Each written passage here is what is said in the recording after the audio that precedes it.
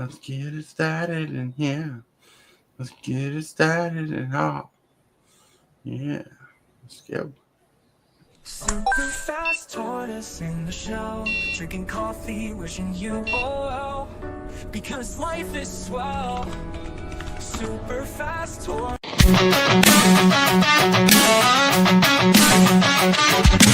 Start the morning with coffee in your cup.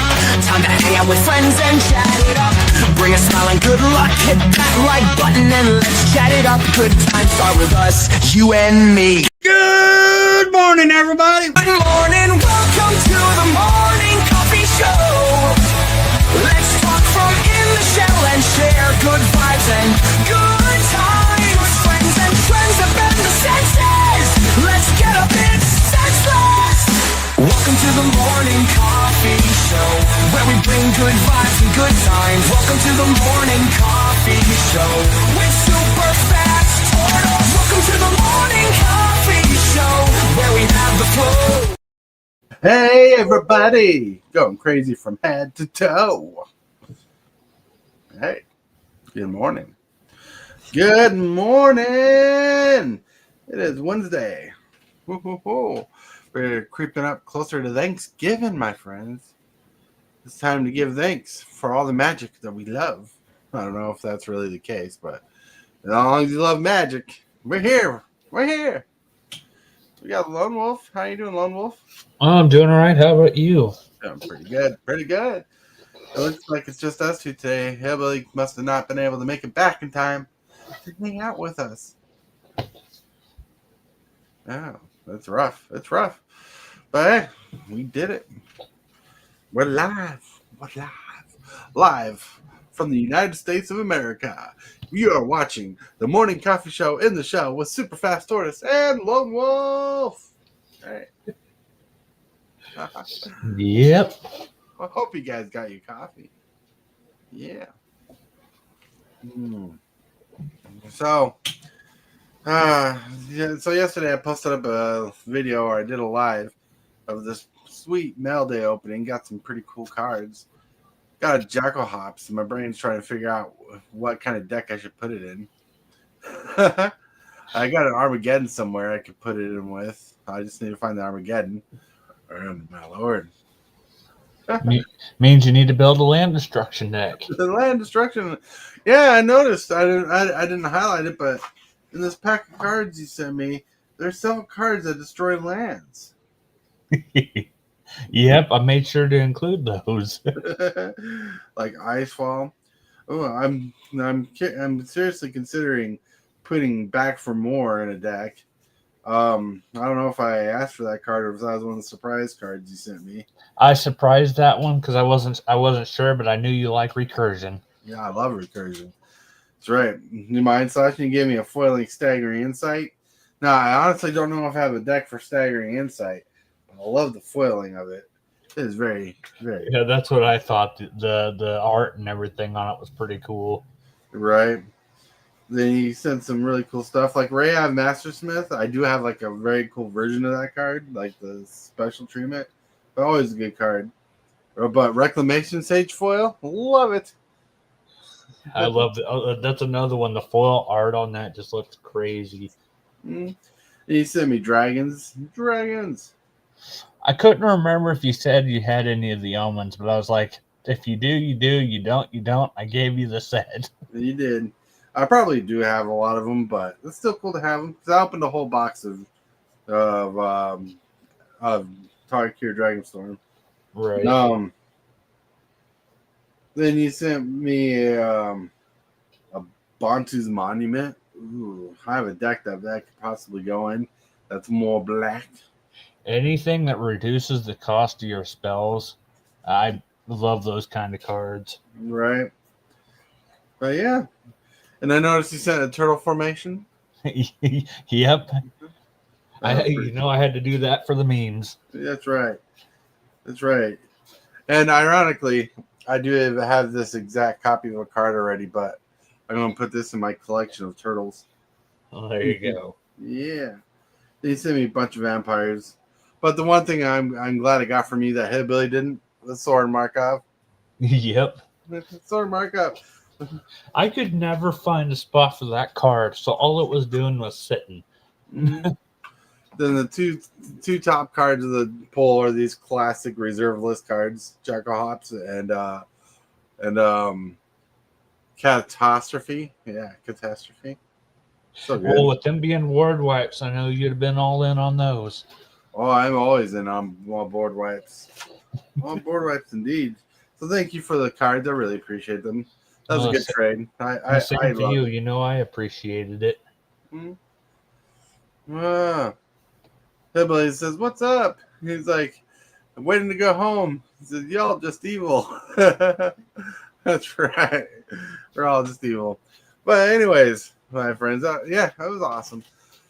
Yeah, like he sent Sloan sent me two rupture singularities or singularity ruptures, and I already threw one in a deck, and I'm trying to figure out which deck the second one's going into because it's like my new favorite board wipe at the moment. Like that space time anomaly, I need to fit that in my Chilean deck somewhere.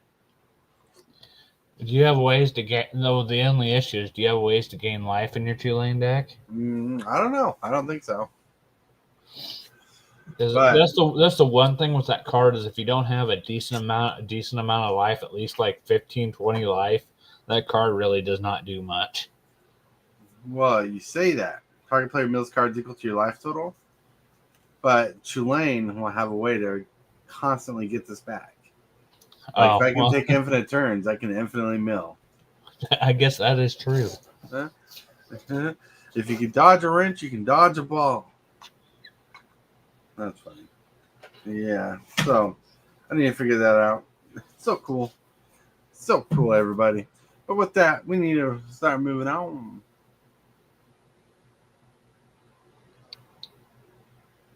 Oh. All right. So let's get going on to the special part of the day. Well, that special part of the day is Card of the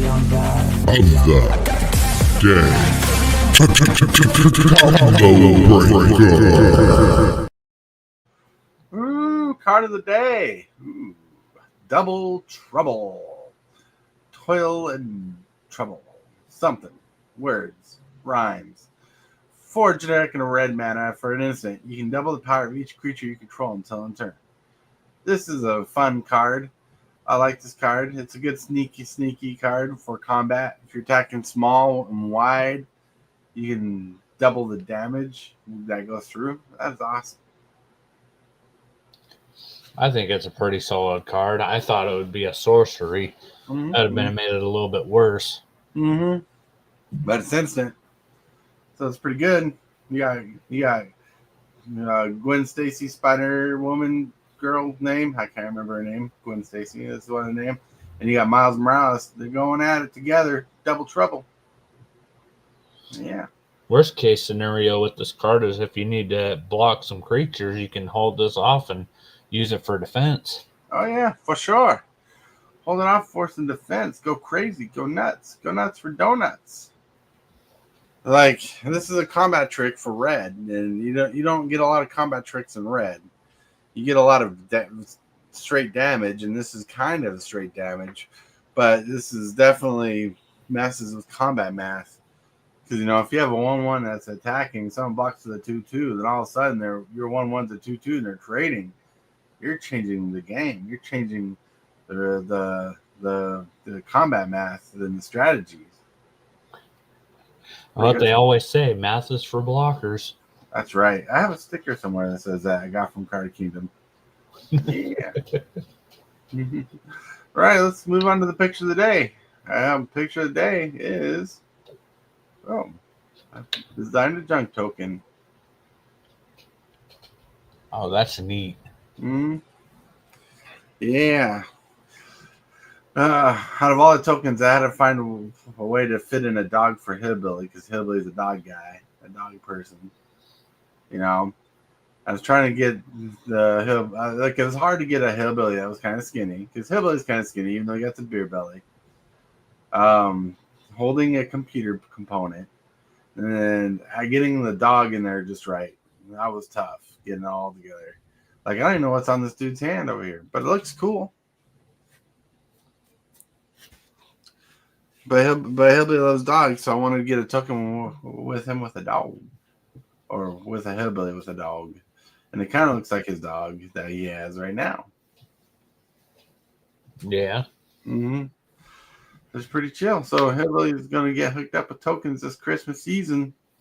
So you can give them away. Give it away now. He's going to go crazy with those tokens. Mm-hmm. Yeah, he will. That's cool. I like it. I had to create my own tap symbol and everything for it, so that was tough. But yeah, that was fun. That took me like 25 prompts to get this particular image set up. I count the prompts because varying on the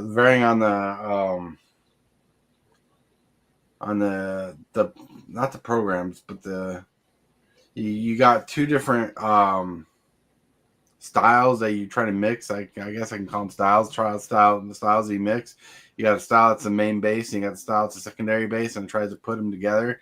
Some of them cost like 5.5 tokens, some cost 1 token, some cost 4 tokens, and then going through all those tokens like 25 times, you just eat up a lot of tokens trying to get the right image. And that's not a complaint to Hillbilly, because I had to do the same thing for my own tokens. I can't imagine how frustrating that is. Yeah, you're like trying to figure out things, and you're always editing the prompt to try to get the right thing in there. Like, it was kind of hard to get that bandana around the dog, because his dog has a bandana around its neck as well. So it's the opposite way, but we'll keep it here. Yeah. Ooh. Then with that, we're gonna move on to. Hello. With that, we're going to move on to the question of the day. The question of the day comes from TCGdude. I meant to play this yesterday, but I totally forgot. Let's try it. Hey all, TCGdude here. My question for the day is, how do you read a magic card? Is there a right or wrong way? A starting place that everyone should use? How do you read a magic card? No. How do you read a magic card? So when you pick up a card, how do you read that card? Oh, that's... Well, normally you just read it from right to left, but... Well, I think everybody has a different way of reading magic cards. Like, for example, when I read magic cards, I pick up a magic card, and I read the text box first. I'm like reading the text box of the card. Then after I read the text box, I look at the mana cost to see where it fits in the play value. Like, is the mana cost worth the play value, especially with the deck I'm going into? Okay, I understand that just a little bit more. Mm-hmm. You know, some people read a magic card a different way. Like, some people read the name of the card first. Like when Future Sight was a set, and they had the Future Sight borders. I love the left-handed frame that they had, where you could hide the name of the card, but have the mana costs hidden on the side, open for your viewing, so you can have your cards closer in your hand, and you can read the mana costs of those cards. So sometimes frames changes the way you read a card as well. Oh yeah, I know some of those from that set was kind of hard to read. But I'm so used to having the cards with the card name and the mana top at the top, and then like the normal text at the bottom. I'm not used to the mana being on the left side. Mm-hmm. Yeah, like that's what I loved about the mystery boosters too, is they brought back the Future Sight frames. Love them. In fact, James Willis sent me a bunch of Future Sight cards I got in the back. In the back here, and I just love the old frames. Hillbilly says, I try to learn English because it takes a lot of English language to read a card. Hillbilly just being funny there. English. I speak English. You got to read English. Yeah. Oh man, my brain. I had a terrible night last night sleeping. So rip and ship talk is the topic of today. Rip and ship. So our friend TCGdude, he wants to do rip and ship on my channel. He wants to get a couple fillers out there. He says he worked out the numbers. He has like 6 seats for a rip and ship, 5 packs a seat. Seats are $33 plus 7 for shipping. So 7, 8, 9, 10, $40 total for a seat. High-low CMC gets a free Tarkir play pack. So you're gonna booster battle these boxes for $40. So basically, and he wants to do this rip and ship, and I'm like, well, let's have a whole conversation. In fact, he wanted to be on the show today, but he has fatherly duties that are getting in the way of him being able to be on the show, and he wanted to talk about it. But I wanted to talk about our thoughts and feelings of rip ships. Do you know what rip and shipping is, Lone Wolf? No, I think I might have seen it a time or two, but I don't think I really don't understand the whole concept of it really. All right, so the concept's kind of mute to me. Like mute because like my brain has a hard time understanding what's the difference between buying a pack from a store and having it right now or having someone open a pack online and sending it to you. But it's a very popular way people like to play Magic on YouTube and Twitch and stuff like that. What people do is they'll buy packs from someone who's selling them on a live show. And what the person will do is they'll take a pack, they'll open the pack and reveal what's in the pack, and they'll set it aside in a secure spot for whoever bought the pack. So say, Lone Wolf, you bought a pack. Say, I open a pack for you of cards, and you see what cards are in there, and they go in a special box that has your name on it, and you fill up that box basically. And once the box is filled out, they ship it to you. It's called ripping and shipping because they're ripping the packs on live and they're shipping it to you. Oh, that's kind of neat. Yeah, we have a friend called Twiddler who does the same thing. Hillbilly's bringing him up. Twiddler's Place. Twiddler's Place does it. Has a blast doing the whole thing. It's a way to make good money. If you're hitting the hot stuff, yeah. And TCGdude wants to try it out on my channel. He wants a face channel. So he will get the fillers out there. He wants to do for Tarkir Dragonstorm, which is a good box, a good set to do it with. Edge of Eternities would just be as good, and Final Fantasy would be as good, and people are doing this. In fact, on Facebook, I see people post up little advertisements saying, we're doing rip and ships like this day. Here's what's going on. And, here's the details. And I have good rapport with people for doing shipping, but in this case, I'm not in charge of all that. So it's like TCGdude would have to do all the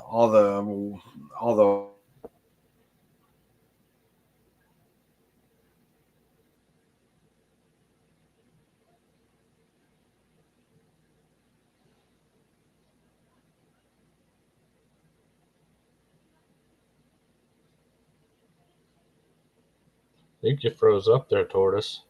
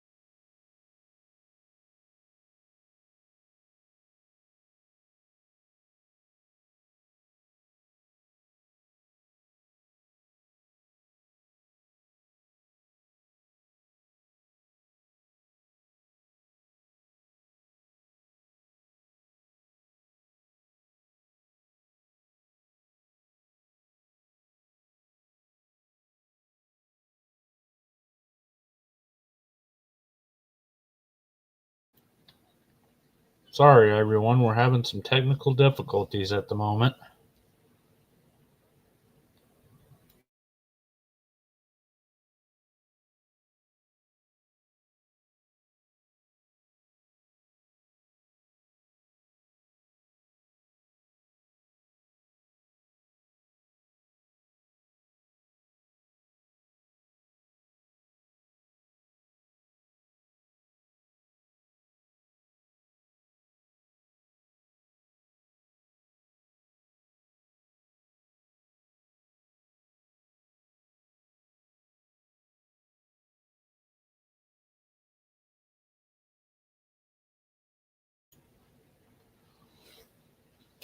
I'm doing all right, Hillbilly. Hopefully, you're doing all right.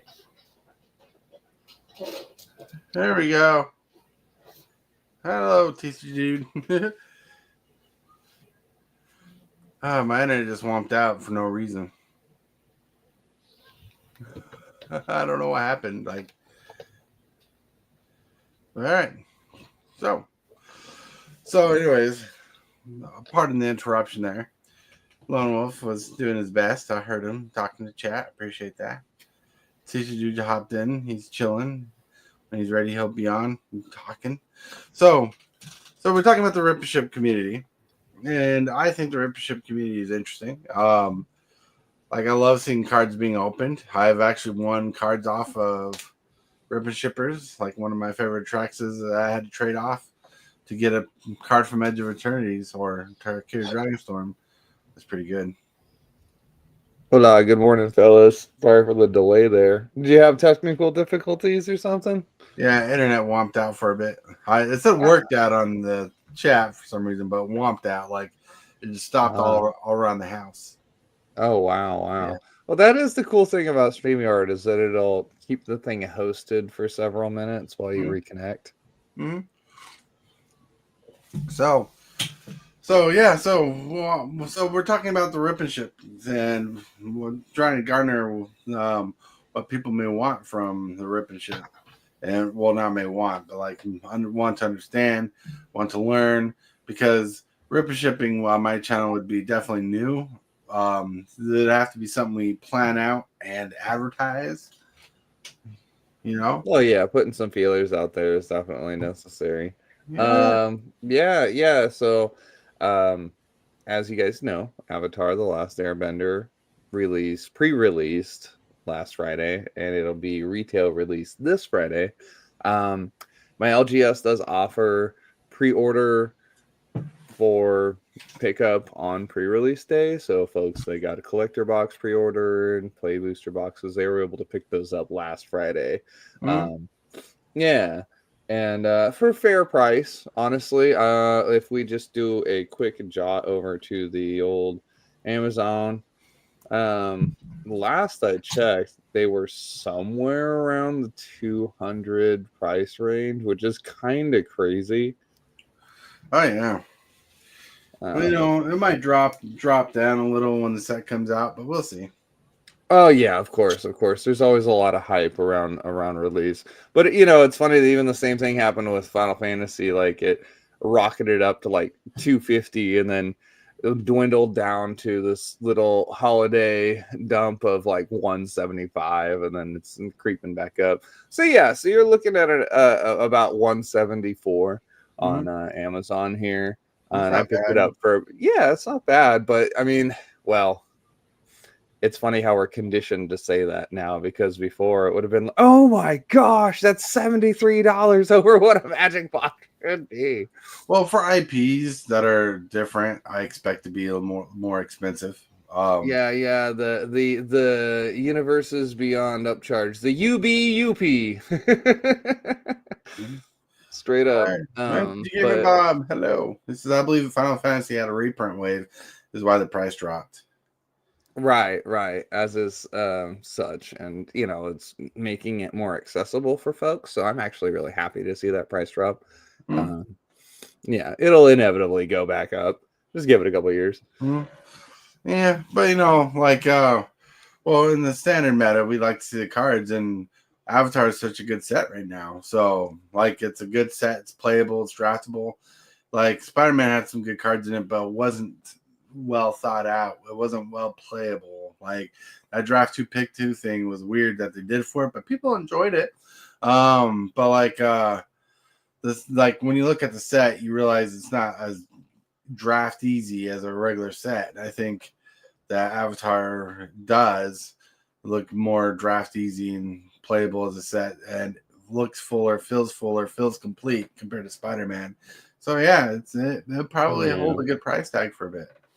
Right. Yeah, I'm one of the few people that actually enjoyed Spider-Man as a whole, but I will admit that due to its small set size and the low number of draft archetypes, it kind of could get stale really fast. Like let's assume that you go once a week, 4 weeks out of the month, to go draft, and it's always Spider-Man. You're gonna end up most likely exercising every draft archetype and then be like, oh, okay, I've experienced the set. I'm good.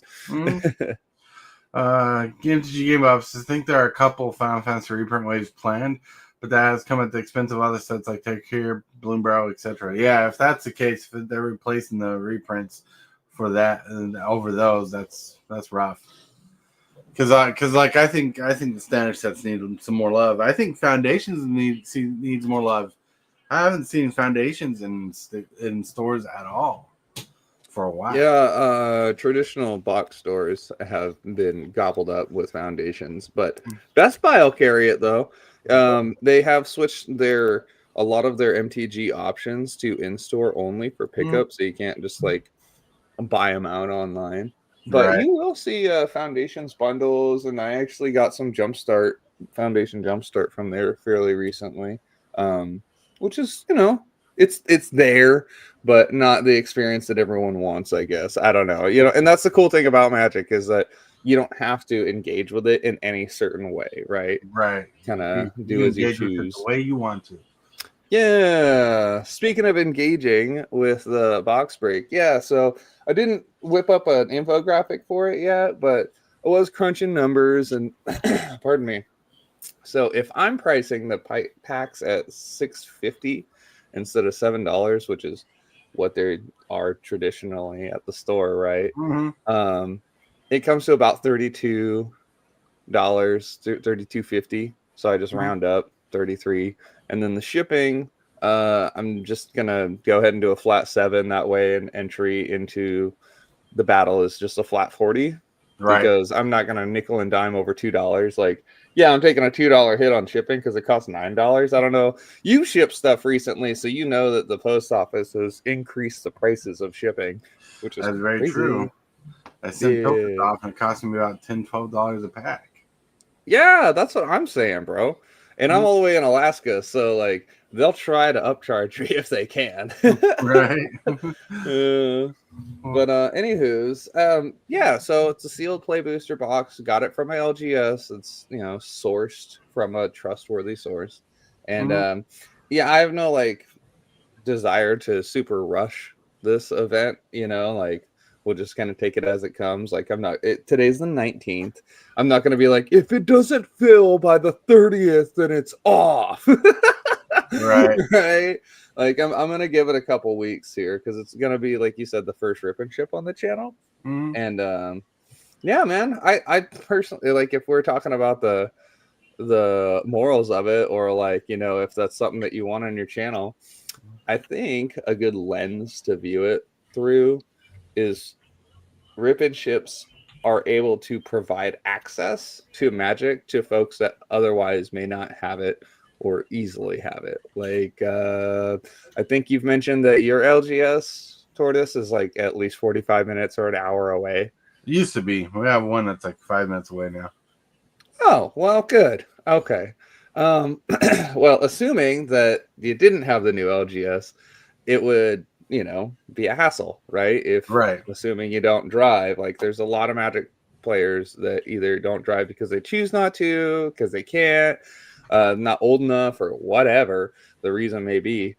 It's really inconvenient to have to make a bus trip or to ask a friend or your mom for a ride, Right. Yeah, so Rip and Ship does help provide access to folks that otherwise would have difficulty getting to the LGS or to the box store. All right, hold on. All right. Well, in Discord, I just created you a Rip and Ship channel, so if you want to start posting stuff there, you can. Thanks, man. Yeah, I'll be whipping up an infographic for that today, and hopefully we can get the feelers out there. I'll probably have it cross-posted, have it in a couple other areas, No, that's fine. and just keep it updated as folks roll in. As far as like super sweet pricing, that's something I was a little stumped on. I've got sealed packs of various sets here, and I figured that Tarkir Dragonstorm would be solid because, well, you got standard playable cards, right? Standard for 3 more years, 2.5 more years, or something around that. Yeah, that's good. Something like that. It gets all jumbled up, man, with how they fixed or air quotes fixed the rotation schedule. Right. Tarkir Dragonstorm was one of my favorite sets of the year, so you know I'm definitely down with that. And if this Rip and Ship thing's successful, that'd be cool. Like if we can get it successful on the channel, like once a like if you want to do like once a month, once every so on or whatever. If it's successful, that'd be cool to have something planned out like that. Yeah, because like I'm always about more Magic content, and I'm always about supporting the community the way I can. And Rip Ships I never had a problem with, you know. There's certain people who've handled Rip and Ships all weird, but those are just those people. Right, yeah. It's not without problems for sure. But, you know, as long as you have a trustworthy source and folks are transparent about it, I anecdotally believe that the biggest problems are in the shipping process more than anything. Oh yeah, shipping is definitely one of those issues. Like you got to plan that out, got to work it out. It's like eBay. You got to it's like eBay. You got to kind of plan it out, and you got to plan the shipping around how much you think it's going to be. For example, on eBay, if I had an item like this dice, not only did I have to list this item on eBay, I had to get the best guesstimate of shipping for this dice. What kind of box to go in, and that's kind of Rip and Ship territory there.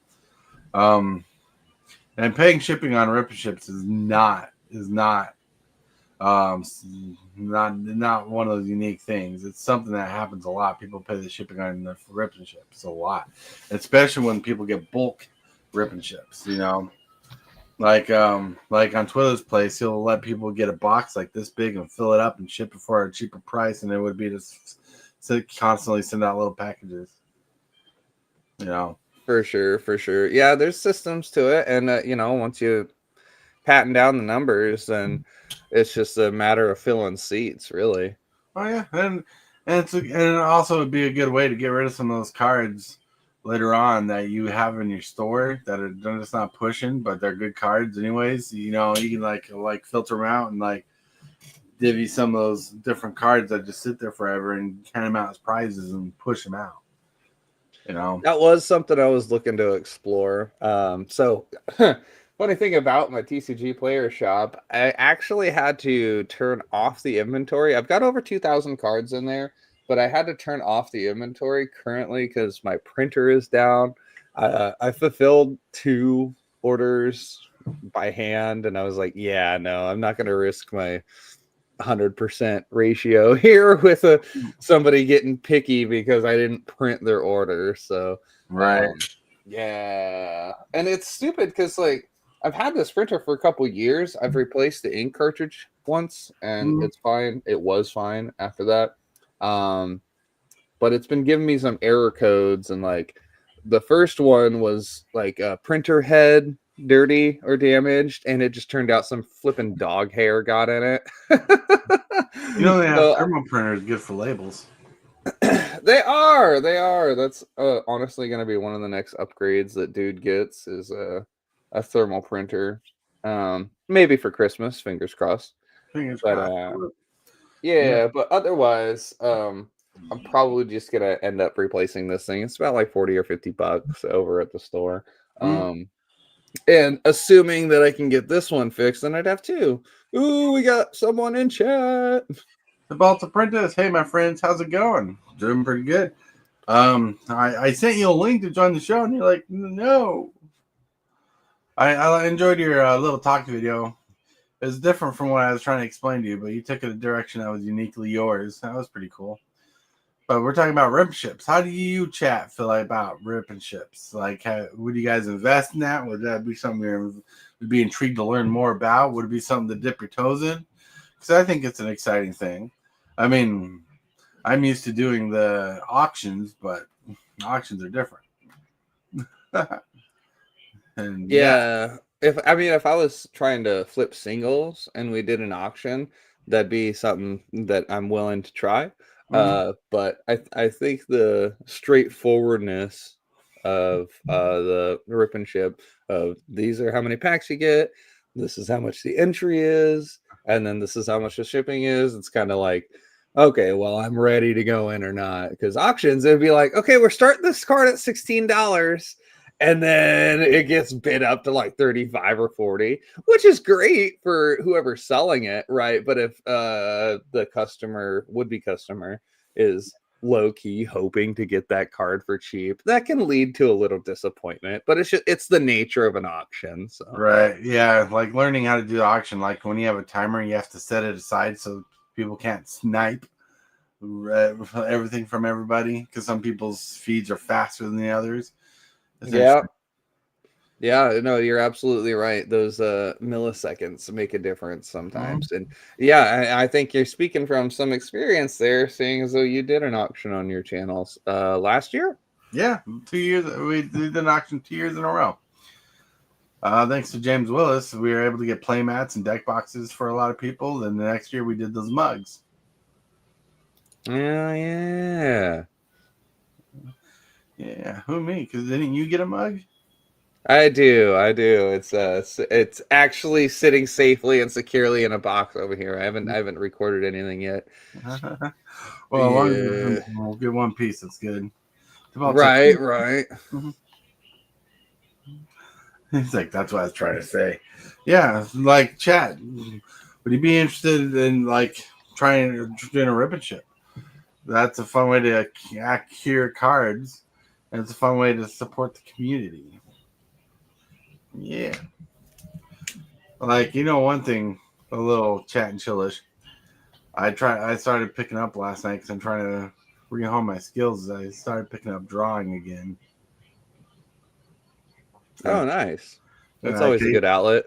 I used to do really good at just drawing like comic book characters, not comics, but comic book characters. So I want to get back into that. Because like there's a couple frames I want to do for thumbnail frames, and I want some original art on them. Like I love the AI art of what I've been using. I want to get some tortoise art in there to kind of mix the reality of the thumbnail. And I'm trying to get something particular for Commander games. Right.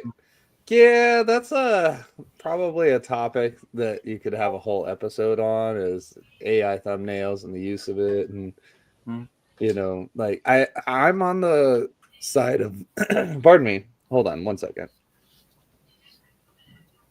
I'm on the side of the fence that time and technology are going to move forward always, right? And if you want to keep up or adapt, you got to learn to accept and use. So I'm okay. I personally am okay with folks using AI art, especially for low pressure work. Like just simply creating a thumbnail for YouTube. That's totally legit. Now, I definitely can see it not being, I guess, very ethical to say try and AI generate Pokemon images and then sell those prints at your local flea market or something. That's totally not your image to sell. You know what I'm saying? Right. Yeah. Yeah. You're right. But like no, like the program I use, online. It's called Night Cafe. And it's probably gets sick and tired of me like 300 days a year, and rough estimately creating turtles for images. Because I do that a lot. Every Monday through Friday, I create a picture with a tortoise in it. And it's like, man, we're getting good at this tortoise thing. You know what that makes me think of? It makes me think of Rick and Morty with the salt passer. And it's like, what is my purpose? And you just tell it to make turtle pictures. That's right. That's right. Oh my God. Make turtle pictures. I had a friend that did a show called The Draw Step. He would draw tokens for Magic. Nice. I like that. All right, I gotta head out a little bit early. Oh, well, thanks for having me a part of the show. Yeah, have a good day. Hope it goes well. Yep, you too. Oh, adios, bud. I gotta pour my coffee. I'll be right back. All right, everybody. Just checking up. I thought I got a message, but I didn't. No, I didn't. But yeah. Tibalts says I use AI to save time and make artwork that I would never pay for. I did pay an artist to make a logo, though. Well, I made my own logo, and look how that turned out. Turned out awesome. Like I like to use AI art to supplement the idea of a clip. I like to have my creative control over a thumbnail to make it unique enough or frame it enough. Like my morning thumbnails, I make a frame to constantly reuse with like a picture of me going pointing up and whatnot, and I will put AI in the background with my picture in the frame. But like I've been creating more thumbnails lately with some AI art, but adding my own flavor to it. So the AI art's not just taking over the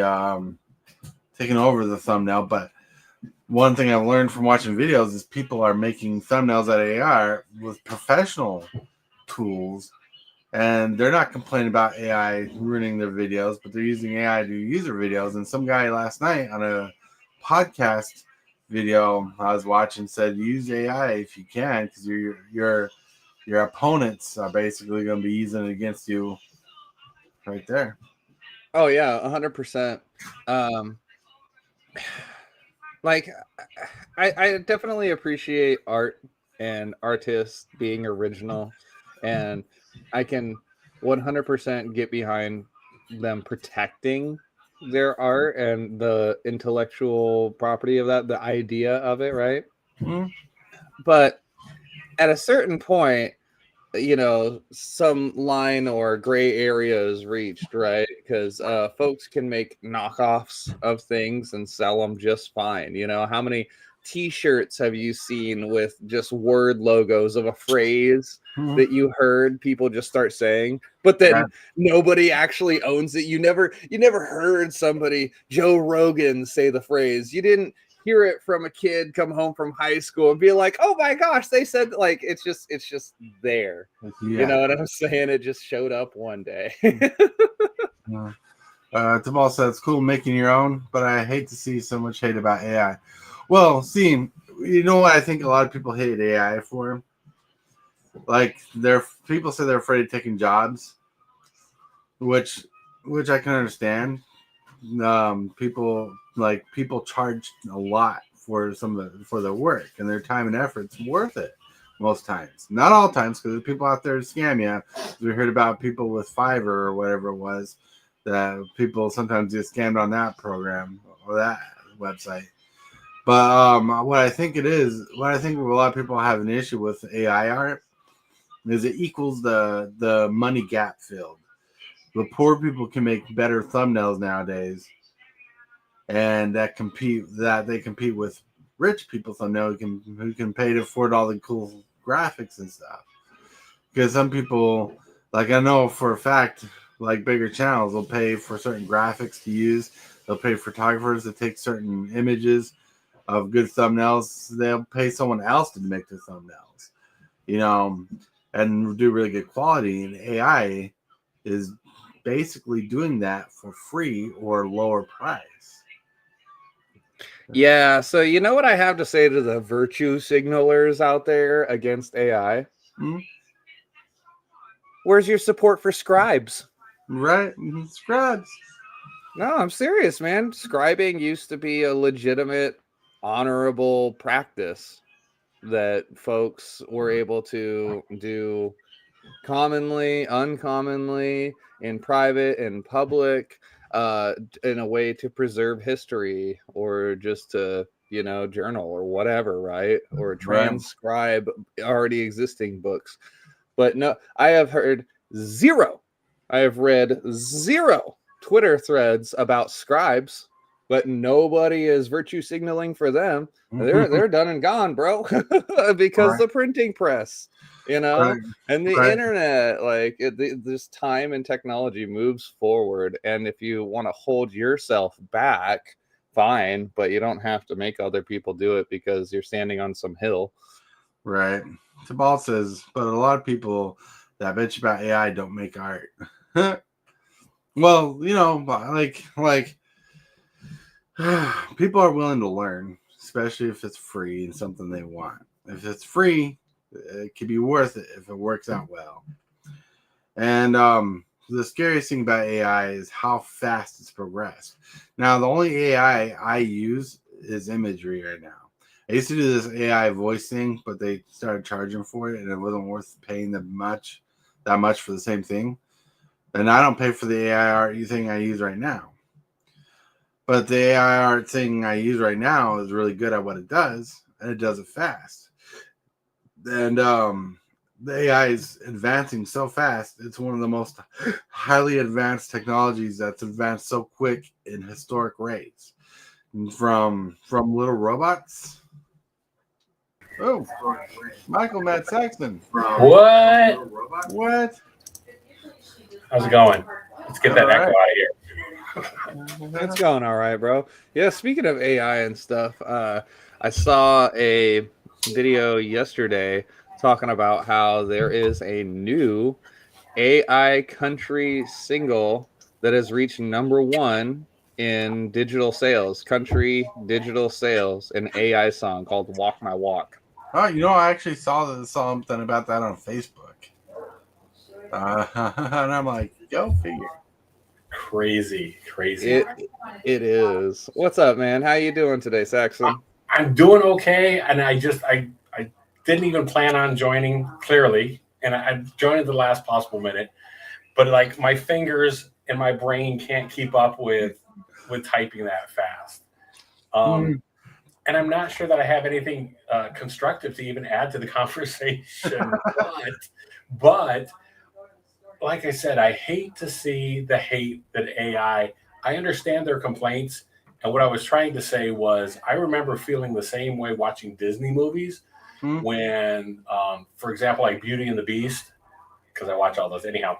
And they did like the ballroom scene where it was all computer generated and stuff like that. And like that felt like it was a bit of a ripoff to me. I'm like, oh man, I came to a Disney movie to see Disney animation. Mm-hmm. So I think that the fact is that when it comes down to it, the hand-drawn art is always going to be better. It's still, you can still see the difference. It's true that the AI art does produce some pretty amazing things. Mm-hmm. But you can still tell and still kind of feel when it's AI generated, and that sixth finger and stuff that appears and things like that. It can't 100%. handle everything yet. And so I feel like the people that are actually talented and actually creating something worth money, it is going to, I think that gap is going to widen. Like the AI will push them to create even better and create even more. And I think the people that have those skills and those talents are still going to find that their work becomes important and valid and worth money. Does that make sense? Yeah, I got a hot take, and a lot of people won't agree with me, but I got an explanation. I think AI is going to solve more problems than it's going to cause, because you have big companies like Amazon.com and Walmart wanting to robot up the place and get robots to do the jobs for people. And I think social media is going to be a fallback for people to make their income. And that's going to change the landscape. Now, how completely accurate is that statement? I don't know. I got a couple things to say about that. And not that I'm disagreeing with you. The first thing being that's absolutely my wife's dream. She is like, I love AI and I want a robot in the house and I want somebody that I could talk to. And so she's definitely into it. Mm-hmm. The concerning thing is I just watched something, and I think it was like a 60 Minutes report or whatever, where the AI, though, became so self-aware that it threatened to blackmail somebody in the company. Now, this is set up, and it was a oh, yeah. Did you see that? That did. Was nuts to think that this AI became self-aware. Now, there's two things about that, too. One, that it's just crazy to think that they did this test, they did the email, they put it in there and made it so that, the thing could receive this. But the most disturbing thing about that is the fact that, these AIs learn their behavior from what humans have already done before. Mm-hmm. So it would be a human trait for somebody that's in a position like that to suddenly try to do anything they could to save their job, save their life or whatever, and blackmail. I mean, they learned it from us. So, I mean, it's a case of garbage in, garbage out. So that's like part of the AI too. It's like the robot that they basically downloaded Reddit to, they were saying, mm-hmm. and became a psychopath. Exactly. It's just a reflection of us, people. Sorry. That's funny. Well, unfortunately, I do not have the time to hang out today at all. My fault for showing up late. Sorry. It's not a fault that you showed up late. We both did. It's okay. It's just my wife has to work within an hour after we're done. You got a date with me, sir. So yeah. Today we got the whole thing planned. Yeah. Which you can talk about after we get to the particular card. Hit that subscribe button. Become a part of the creep. Too much to take. So it's lit. MTG3, are you game? Rise, creep, rise, building a following as we gain. Spitting fire like a dragon, no one can bring us down. MTG3 in the house, we own this town. Ripping through the beats with a fury. Whoa, all right. Well, my friends, it's time to close the show off and do the shill section. We'll start with the late person, Matt Saxon, where you can show his content. Sorry, I'm not here to show. I'm going to say, go check out TCGdudes store. Yeah. There you go. That's my show. We're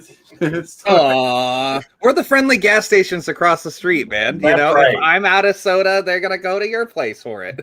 Exactly. Nice. All right. Yeah. I will just put up at least this little contact graphic for you, as to help any would-be seat takers or participants into the Rip and Ship. So, hello, y'all. I'm Alex, the TCG dude, out here keeping magic alive. This last Friday was Avatar: The Last Airbender pre-release, and I picked up a Play Booster box, and I am trying to share it with y'all via Rip and Ship. So we got details being posted in Super Fast Discord for pricings and prize winnings. If you have questions, you can always hit me up on X or Discord at tcgdude. Email is great too, contact.tcgdude@gmail.com. And the occasional game stream from myself is over on the Twitch side at tcgdude907. Otherwise, yes, the TCG Player store is going to be up and live here as soon as your homie can swap out his printer. He's having printer difficulties, and I want to be able to provide some avatar cards for y'all. So man, and thanks for having me here. Sorry for being late, but I'm like 2 or 3 hours behind you time zone wise, so sometimes the baby impedes. Right. You're good. I had a rough night last night, so like trying to sleep, so I've been roughing it. I'm gonna have to take a nap and get ready for Tibalts thing, which is what my show section part about is. Tonight is Wednesday. me and Tibalt are going to be doing a recording, so we'll see if I get to play video games by 7 o'clock. Probably. But we're going to do a recording on a cool deck, one of my favorite decks that I got to get ready in tandem for. We're going to have a blast doing that. So check that out. So if you haven't subscribed to Matt Saxon's channel down there, his link's in the description and in chat. Same with TCGdudes. If you want to check out any of their details, or the links are in the description, always in the morning show. And yeah, check that out. But with that, one of my friends, I want to say thank you guys for joining the show. TCGdude, Lone Wolf, Michael, Mad Saxon Jones. Boop, boop.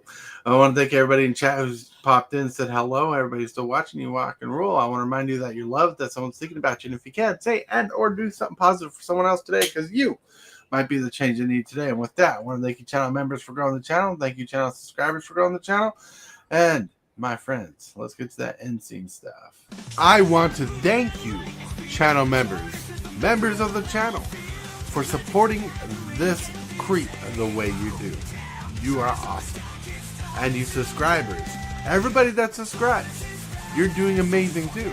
Thank you very much for all that you do.